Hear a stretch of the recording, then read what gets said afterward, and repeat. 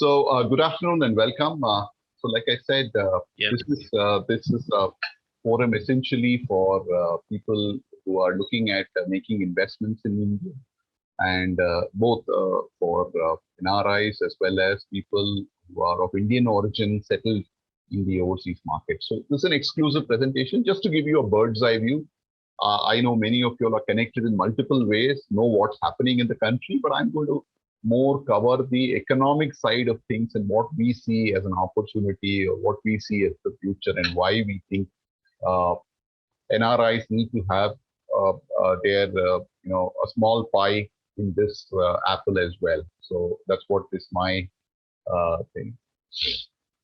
So as we speak now, today so every stock market has an indice, and in India, the stock market indice, the most popular one is called the Bombay Stock Exchange 30 Index. It covers the top 30 companies in India, and that is called the Sensex in short form. The Sensex is currently at about 55,000 points, and it's kind of looks a little high in the short term because last year March of 2020, when the pandemic was first announced and the first lockdown was announced, the Sensex went down to 28,000. So which means from March of 2020 to now, it's kind of Sensex, the index has doubled in itself. So 28 to 55, almost double. So that's the kind of, so it does appear, having gone that low and come back up, it does appear a little bit steep.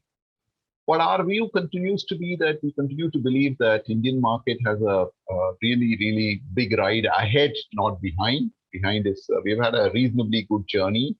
Just for your information, Sensex started at 100.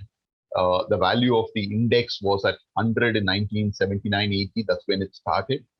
And over the last 40 years, it has moved to about 55,000. So if you kind of calculate the overall valuation year on year, the return has been in the region of about 17 to 18% per annum. So obviously, it's not come very linear. It doesn't come year on year. It has come in fits and starts. But over a period of time, the stock markets in India has rewarded investors who have stayed with it for long term. And our view is the next 10 years is going to be even better in terms of what it marks. So I'm going to go in and make these things. Of course, I'm aware that prediction is very difficult and a dangerous business, especially in the future. But we do take solace in the past of how things have been, and we hope to kind of use the lamp of the past, as Patrick Henry said. I have one lamp by which my feet are guided, and that's the lamp of experience. So we're going to use some amount of experience and data from the past to guide us in terms of looking into the future, especially in India. So first up, let's look at the past. Like I mentioned, we've had a reasonably good ride. This is a little dated slide. Of course, it's as of March 2021, when we were closer to about 50,000 points. But over the last 10 years, the Bombay Stock Exchange index has delivered about a 10% compounded growth rate.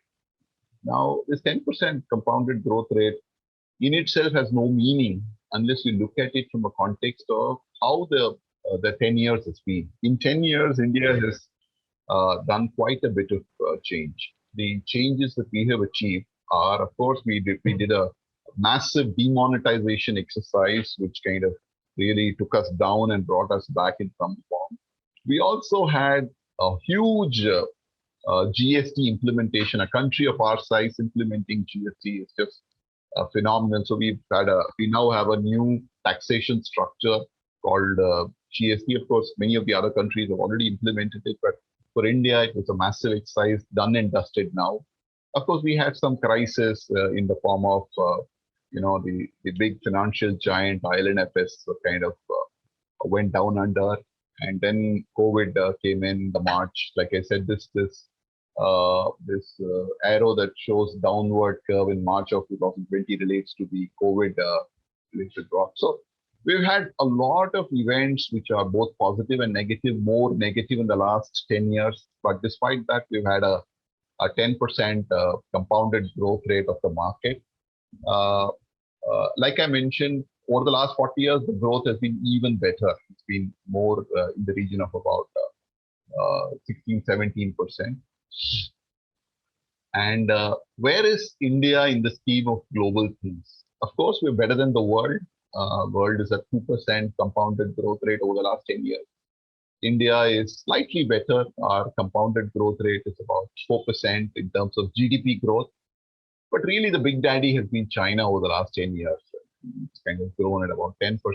Huge. I mean, we may like to compare ourselves, not may like China or not, but you can never kind of take it away from them that they've had a phenomenal run over the last 10 years to where they got pre-COVID. And really, really very, very big engine that's been chugging on. Many people believe now, based on whatever data points that I meet fund managers, that India is at a point where China was in 2003-4, and from 2005 onwards to 2020 till the pandemic hit, China has been growing at a massive rate. You know that growth has compounded itself over a period of time. So many of the fund managers I meet are of the view that India's time is very near in terms of reaching a similar growth trajectory as what China has been able to achieve. So that's what I was telling you. India is today where China is at about 2006. So if India plays a very similar tactical play over the next 10, 15 years, we will be where China is. And that's really something like 4-5 times of where we are currently. You know, really a big difference between where India is and where China is. And I think, but that can be kind of quite made up if India grew at a very similar GDP growth rate that China has been able to achieve since. So that's the thing. What's the next $1 trillion? And the reason I'm saying $1 trillion is in every economic argument, we want to bring it down to very simple terminology that are very easy for us to kind of grasp. So Prime Minister Modi in India has been talking about the $5 trillion economy, right? So we've been talking about how quickly can India reach a $5 trillion economy. So we just wanted to kind of give you a heads up as to what this $5 trillion economy means. So the first $1 trillion took us 58 years since independence. So we reached our first $1 trillion in 2008. From an economic standpoint, the country reached first trillion in 2008. It took us 7 more years to reach the second $1 trillion. The third $1 trillion actually took longer than the second, which is quite a surprise. And I mean, we will reach the third one in 2023 is the view. We are at about 2.7 or $2.8 trillion. Thanks to COVID, the period has got extended a bit. Otherwise, we should have ideally between the first and the second and the third, the number of years will keep coming down as the economy builds and has a size of its own. It kind of tends to do much better. But in India, thanks to COVID and like I mentioned, a number of interruptions, including GST and a lot of that, there was a bit of a constraint between 2016 and 2020.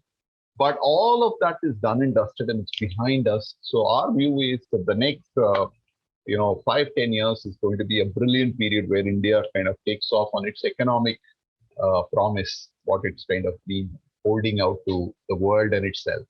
So our expectation is that while the first one took 58 years, second one took 7 years, the third one may also take 7 or 8 years, the fourth and the fifth will come in double quick time.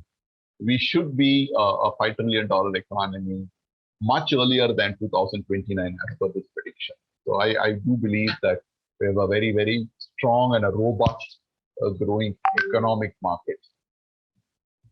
The other thing about what this growth is going to bring about is the amount that people have on hand in terms of spending. India as a country has a GDP, which is a low GDP currently of about $1,000 per capita. Our expectation is when it is closer to about $5 trillion, the per capita GDP will be about 3,000. Now, what this happens is when GDP becomes 2x or 3x, if the basics are met, then a significant portion of the additional amount goes towards savings and discretionary spending. So what do you mean by discretionary spending? Discretionary is when you go to a fine dining, when you go to a theater, you go to a mall, you buy branded clothes, you buy big stuff. So a lot of this is what we are likely to see from an economic standpoint happening and transforming. And this presents a huge opportunity for the industry to capitalize because industry doesn't benefit too much from the basics. It benefits when people go up the value chain to consume higher stuff. So that's the other thing. We expect that industry will benefit out of the next. As $1 trillion, new brands will be born, new processes will be happening, and people will imbibe new ways of new lifestyles. Absolutely. Some of the things which work for India and don't work both ways. Right? So India's democracy can be looked at both ways. It's a big negative because everybody gets to do what he does, but it's also a great positive because irrespective of whatever happens, the rule of law prevails. And one classic example has been, in way back 10 years ago, there was a retrospective tax that was levied on Hutch Telecom, Vodafone's parent company, which sold its stake, and it was found to be very, very. The tax was retrospective; it came into effect before the transaction happened, and in some sense, it wasn't in the best of considered the best of things to be done. So there was a lot of legal battle going forth and things. So, in spite of the government wanting to keep that going, the Supreme Court turned it down, and recently the government was forced to pass a bill to repeal that retrospective tax. So, which means that India's democracy does work in some sense because we have the politics and we have the judiciary, which are very, very independent of each other and function reasonably independent in both cases. So, and we have a well-established federal structure. There's a center, there's a state. Of course, if the state and center have the same party in power, it's that much better. Otherwise, it does get a little bit more difficult. But nonetheless, this has been in operation for well over 70 plus years of independent India. So I think it's just getting better. And one nation, one tax. So we now have the GST as one single tax form. It's changed life quite significantly for, as I know. There are no more multiple taxation. India used to have 26 different taxes across the country. So some states had octroi, some states had entry tax, some states had sales tax, some states had entertainment tax. You name it, we had 26 different. All of that is now reduced to one GST across the country, one rate across the country. We have, of course, 5 rates, unlike in many other places. But we're slowly moving towards 3 rates. The government has already indicated that in 3 years' time, they will move towards 3 rates and then eventually move towards a single rate. So that's really the progress that's happening. As you make it simple to do business, more business will get done. So that's clear. That's quite clear. So that's what it is. Second thing that's working for India is the demographics. India has arguably the largest youth population, including China. 40% of our population is below the age of 40, 85% of our population is below the age of 50. What that means is a lot of these guys are going to sit and consume a lot of things. They're going to buy the latest gadgets. They're going to all build homes. They're going to buy automobiles. So a lot of growth is still ahead of India thanks to the population. And that's the age for the population to consume as well. So we believe demographic is a good advantage. Of course, it needs to be managed well. You need to give opportunities to everybody. You need to have job opportunities for everybody. Then it works. We are seeing some traction happening on that. A fair amount of IT and manufacturing sectors have got back on track. So we are hopeful that the young population will be productive and a lot of productive assets will bring in a lot more investments as well. So that's what I wanted to tell. On India's middle class is larger than a couple of countries combined together. Right? And as a country, we're very large, and as a population, even our middle class, which we consider as a small number, is as we speak about 300 million families. It's a large number. It's larger than say some parts of Europe put together. All parts of Europe probably put together. And what is also happening is the size of the middle class is moving up. The upper middle class is becoming much larger. The lower middle class is also becoming large. The very low income population is becoming much smaller. So we are seeing the effects of growth, urbanization, and some amount of things helping to create a larger. And what this does for economy is that a larger population of upper middle class means that the spending power goes up or the investing power goes up. Both ways, if it's investment, it goes into some productive investment and that thereby the economy grows. If it is spending, again, the money goes to some economic company which uses it to grow its business. So both ways, the economy benefits it in some form or fashion. So it's a good thing.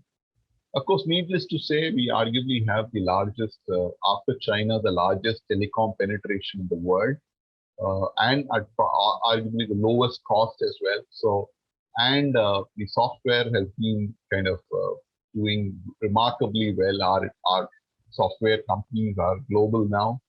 They continue to grow at a very, very impressive pace. So we are really the globe, the world's back office in terms of digitization, software, mobile telephony. A lot of stuff relating to that happens now out of India, and that's growing by leaps and bounds. So we do believe software exports will continue to do exceptionally well over the next 10 years, given that they have a significant advantage in this space over the last 20 years. Infosys and Wipros of the world, Tech Mahindras, and so on and so forth. So they've done phenomenally well. Of course, our 1991 was a bloodshed year in India's economic history, where our reserves touched a couple of weeks. Our forex reserves was just a couple of weeks. That's when we were forced to open out the country to economic reforms. Manmohan Singh as the finance minister, Narasimha Rao as the prime minister kind of opened with the economic reform. Today, as a country, we sit on about 600 plus crores of $600 billion of forex reserve. We've come a long way in these 20 plus years, 30 plus years that the reforms have been unleashed. And off late, the momentum is just getting bigger, especially after the pandemic. The flow of forex into the country in terms of either investing in industry or in the stocks and stock market has been quite phenomenal, which is also one of the reasons why the stock markets have been kind of growing. The other factor that contributes to good economic growth is, of course, the declining interest rates. Good industries can only compete when they can borrow at a very reasonable cost. I know, for instance, Singapore has rates of 1 or 2%, and US has rates of 1%. Germany has rates of 0, sometimes negative interest rates at various points. So India cannot kind of do those double-digit interest rates and survive. Its industry can't borrow at those rates. So we've also seen a significant reduction over the last 10 years. Interest rates have been quite benign. Savings rates have also come down, which is why a lot of financial instruments have moved to mutual funds. Investors have moved to mutual funds because the traditional bank deposit as an asset class has kind of significantly come down. The bank deposit rates are more like 5% or 5.5%, hardly ever beating inflation. So people have kind of moved away from that and moved into market-related instruments like mutual funds and stocks and kind of trying to find middle path. So the other thing is, of course, we did have a period where India imports roughly 90% of its crude oil.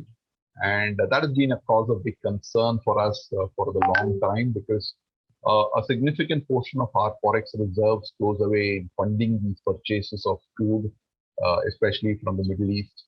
So this was a cause of concern for us for a long time. But two things have happened ever since the corona pandemic. One is, of course, the consumption of crude has come down because not everybody is driving to office.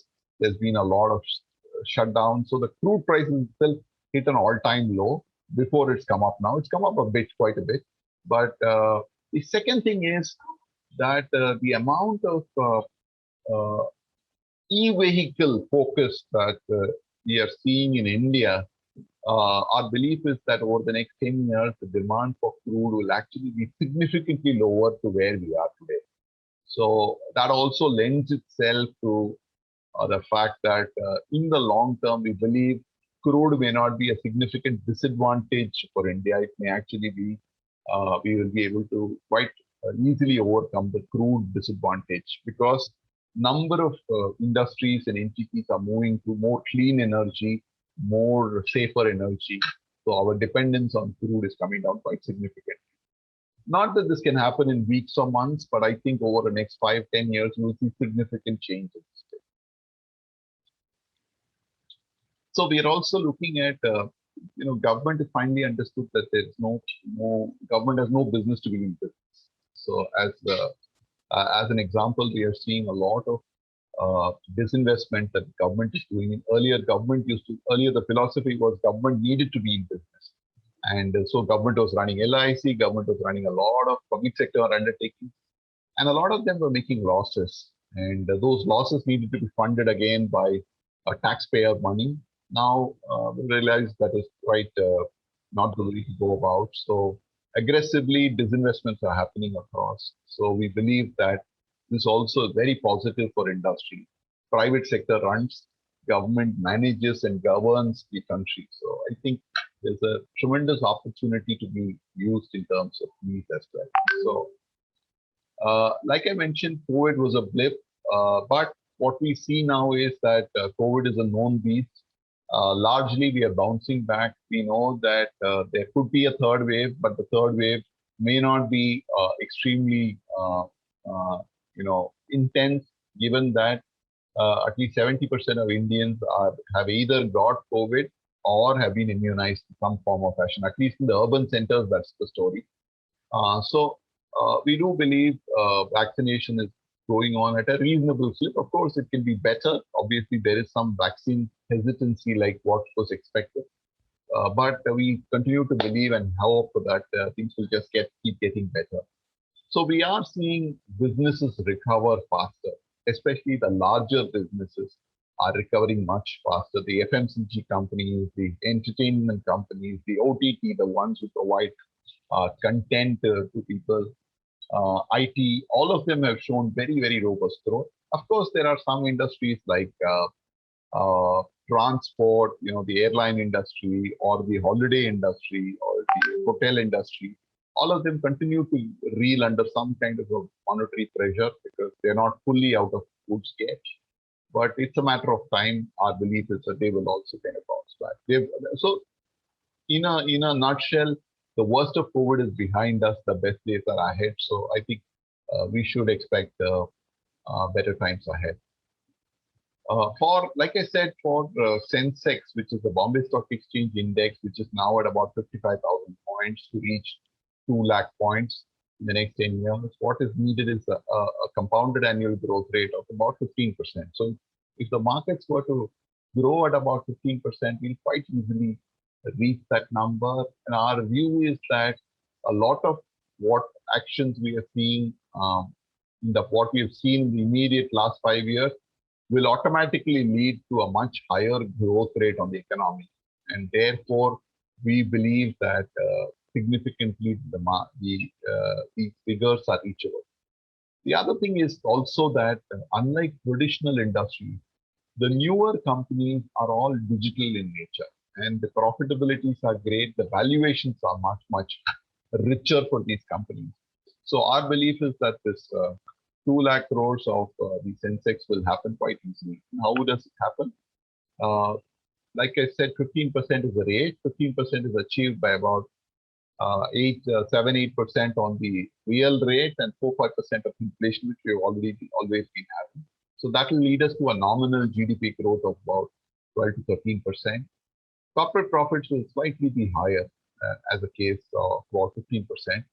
Market growth broadly in line with corporate profits. So 15% corporate growth rate over 10 years, nothing but 4x. So 50,000 into 4 is 2 lakhs. So broadly, this is the summary of how we arrived at that 2 lakh mark, not for anything else. Just to give you, because it's a future thing, there's no guarantees of that, but we continue to believe that it's definitely something that's possible.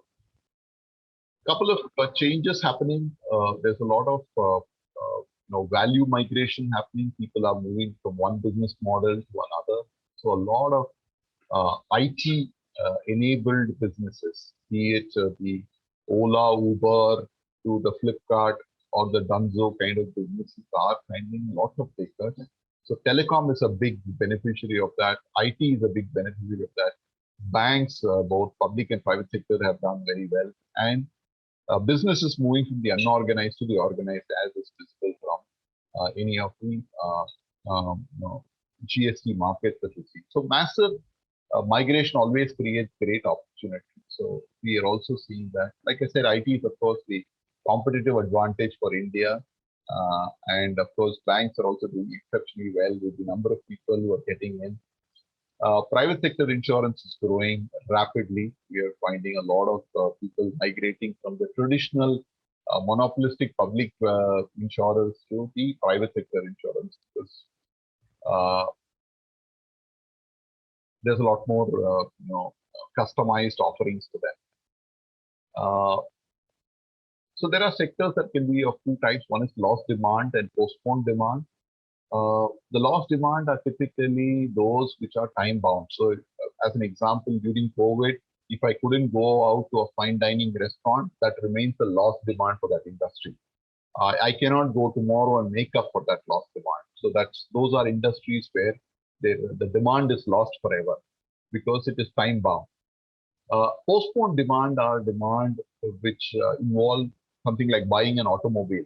So if I wanted to buy an automobile 6 months ago and I couldn't because it was locked down, I will now go buy, and enough people will go buy later. So there is a postponement of demand. So wherever postponement of demand has happened, we are seeing a very, very strong recovery happening. Wherever lost demand is there, of course, there is a cash loss in those periods, but we're also seeing some amount of demand we believe will come back when those industries open up fully. So broadly, our sense is infrastructure, autos, consumers, and various industries will be very, very positive in the next few years. So in conclusion, India has tremendous opportunities from an economic standpoint. We're favorable in terms of variety of stuff, democracy and stable government and so on and so forth. Vaccination is, it's happening at a healthy clip, so it's kind of continues to get better as we go along. Our belief is if somebody were to look at a 10-year perspective, I think it's going to be a great story that somebody would not want to miss over a period of time. Don't bet against India. Be optimistic and kind of be growth oriented. So that's our bet.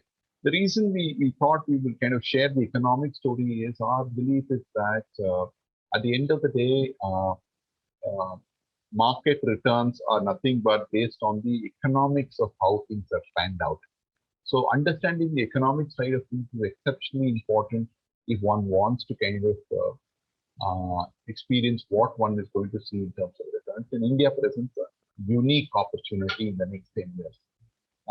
So my ask would be for all the people who are NRIs, or if you for yourself or your friends or your relatives, whoever is there, to look at a small chunk to start with and build it along the way. Keep one, do not miss the opportunity of keeping one small pie in India, because India does project an opportunity that's kind of worth looking at. I'm going to stop here and then open it out. If you have questions, we can kind of, I've been on for the last 35 minutes, so I'm going to kind of take a pause. And if there are questions that you have, happy to kind of answer. Hello. Yes, Dr. Bani. Yeah, sorry, I lost you. Paul. Yeah, thanks for the information that you've shared with us. It's quite interesting. Sure. Yeah, so I just want to know what you normally deal with, shares or bonds or what? We do deal. But broadly, I would say a lot of our offerings goes in the form of mutual funds. We do deal in shares too, but we don't directly No, deal in stocks. So mutual fund is where okay. a larger chunk of our Yeah, offerings go out. yeah, that's fine. Yeah, I just wanted to know because I don't know much about finances, to be honest. I've been interested. That's the reason why I was listening to your, the way you explained was very good. Okay. So these funds, usually you're going to, it's like banks offering funds. You as an agent is going to do the Yes. services, I presume. Yes, sir. Yes, sir. I'm sure you must be already doing it. You're already doing it, I presume. Yes, sir. Absolutely. So what happens, say, if I have an account in the bank? Can I use my NRO and NRE funds for this, or should it be only NRE? No, you can use your NRO funds or NRE funds, whichever way. Ideal, we would believe it would be an NRO funds. The money that goes from NRO will have to get invested, and then the returns, whenever you want, will go back to your NRO account, the account from which it came. So it has to be, it Yeah. cannot be one account which is NRO and one account NRE. Ideal to have one, but it can kind of move between NRO and the investment account. And the investment account will be Okay. opened in your name and will be used to purchase all types of mutual funds. We'll have a discussion with you and understand based on your time horizon, risk appetite, and so on, which is the sectors that you need to invest into, where all you will need to put your money. And we'll kind of also manage and advise you on Mhm. those segments, which specific portfolios that you need to have, so on. Okay, so you can say, for example, if I have a bank account, I can transfer it to your account, and you will do this. You'll do all the dealings. Exactly, exactly. So Okay, so I don't need to physically. Yeah, I don't need to issue a check, or I can electronically transfer it to you, and you'll be able to sort it out. absolutely, it's all done electronically. Initial account opening alone, we will need to exchange a couple of mails. Once that is done and completed, then everything moves electronic. So once you transfer money to a designated account and give us the reference number of the transfer, we will do the purchases and we'll do the transactions for you. And once those transactions are purchased and done, we'll also give you a login ID password where you can go and view the portfolio at any given point in time, whatever you want. But does it involve any charges for yourself, or it's just inbuilt? So we have our thing. So if we create a portfolio for you, or and we want to manage it in a certain way, we charge an annual fee model, which is 15,000 rupees per annum. But we also get a small trade, 15,000 Indian rupees, INR, 1 5. Oh, that's okay. That's for your management charges. Yeah, management charges. And then we kind of get to Okay. one. We also get a trail income from some of these mutual funds. That's our revenue model. Yeah. Okay. That's good. So I will think about it. Sure, absolutely. So yeah, I didn't really, usually I go into the, as usual, bank deposits only. So I never thought about these things. But then now that I've spoken to you, Sure. I'll talk to my wife as well, because I don't do anything in my name because I'm a British citizen. But my wife is, Singaporean, so she has account. So maybe in future I will definitely consider, when I come to Chennai within the next few months. I'm planning to, once they open the travel corridors, I will come to Chennai. Sure, sir. I'll come and meet up with you, and probably we'll take it from there. Absolutely. Or I'll give you another call in the next few weeks. I'll talk to my wife and then get back to you. Sure, sir. Thank you. Okay. Thank you, sir. Thank you. Anyway, thank you. Okay, so definitely I will also pass on the message to my friends. If somebody is interested, they can get in touch with you directly. Thank you, sir. That'll be nice. Thank you. Okay. Yeah. Right. Thanks. Bye. Okay. Bye. Bye. Hi, Mr. Pasha Mohammed.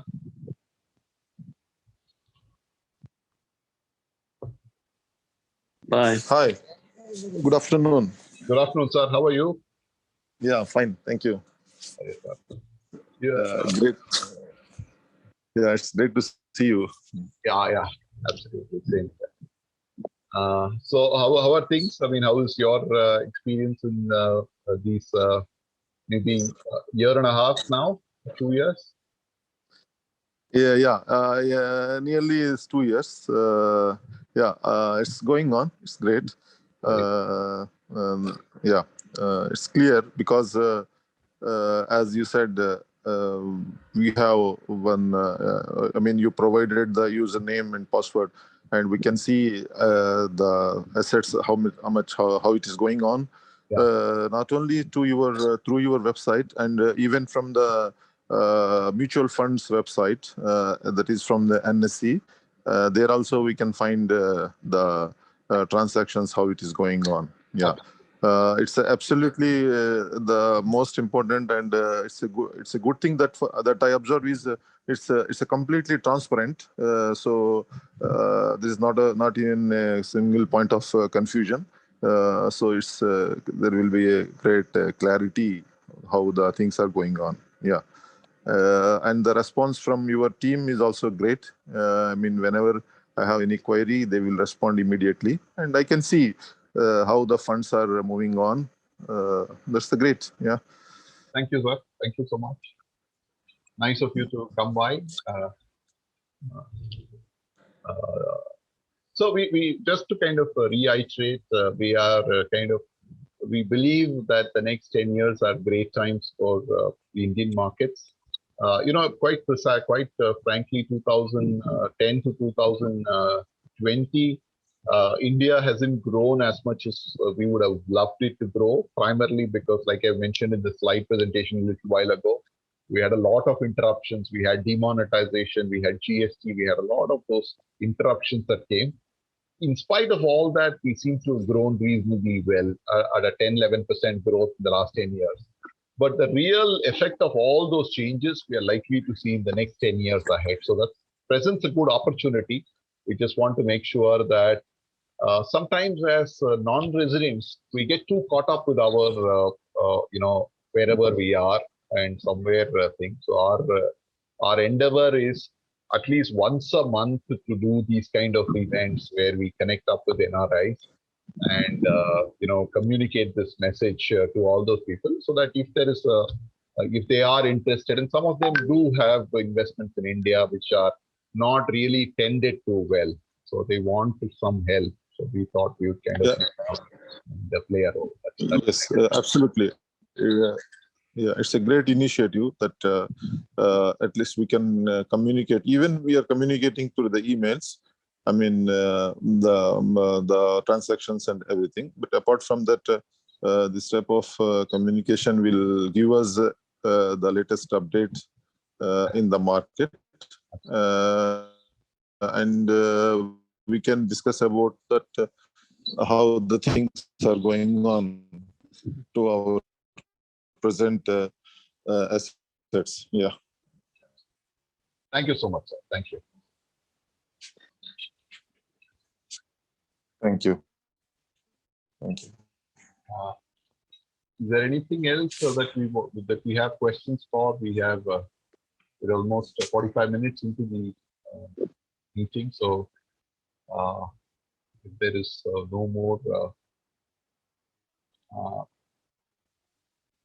Dr. Sureka, is there anything that you would want to kind of chat up? Any questions? No questions. I'm going to be in touch with you anyway in the next few days. Absolutely. Just had a vaccination, so I'm a little sick today. No, please take care. Take care. Thank you so much for coming by. We will certainly be in touch. Absolutely. Yeah. So thanks a ton, Fred. Thanks. Thanks for the presentation. It was really helpful. Thank you so much. thanks for coming by, and look Thank you. forward to connecting with all of you all as we go along. Thank you so much. Have a lovely day. Thank you. Yeah, thanks, you too. Thank you. Yeah, bye. Bye.